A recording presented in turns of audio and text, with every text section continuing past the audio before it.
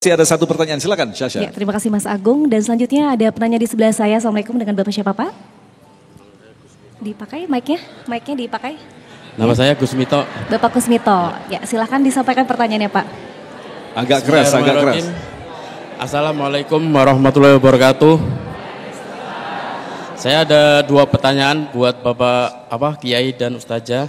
Pertama, apa saja batasan marah dalam Islam? Misalnya orang tua marah kepada anaknya ketika menyuruh kebaikan, contoh untuk sholat. Dalam hal ini anak kita masih main-main, kita tegur dengan marah. Padahal ungkapan marah itu adalah tanda sayang kita kepada anak.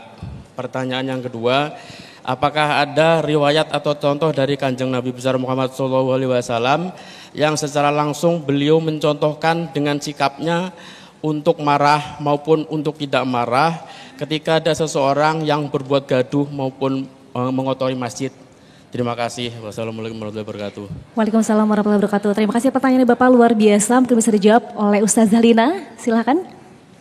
Terima kasih Bapak atas pertanyaannya, izin menjawab pada guru-guru.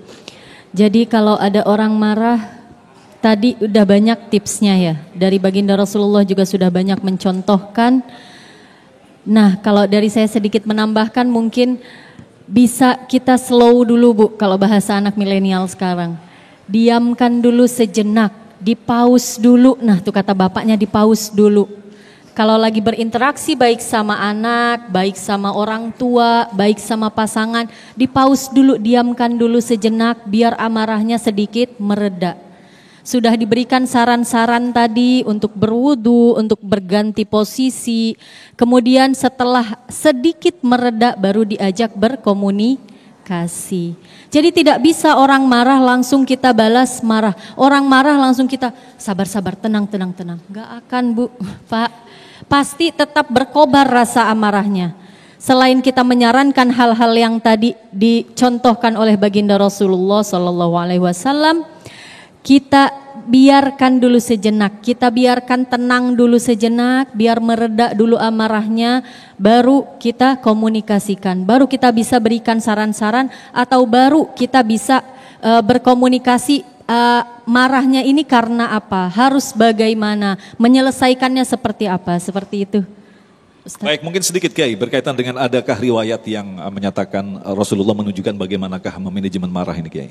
Iya, baik hadirin sekalian yang berbahagia, ketika di Taif Nabi berdakwah, orang-orang tidak menerima Nabi, kemudian dilemparkan kotoran di tubuhnya. Bahkan salah satu rahang onta ditampar sehingga sebagian gigi Nabi itu gompal. Kalau saya dakwah di situ saya lawan. Betul enggak? Tapi Nabi enggak. Nah, tadi sudah dikatakan idza ghadaba ahadukum falyaskut. Jadi apabila kalian masuk ke dalam dirian, tidak dihormati, tidak diberikan penghormatan, tidak, diam.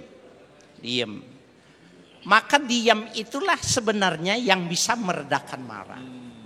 Jadi ketika diam, itu maknanya tunduk sama ketetapan Tuhan. Itu ya, jadi jangan diam, bukan diam karena nggak berani, bukan. Diam gitu dalam arti tunduk dengan namanya, kalau kita sholat itu namanya ta'atun fi ta'atillah, muti fi ta'atillah, taat.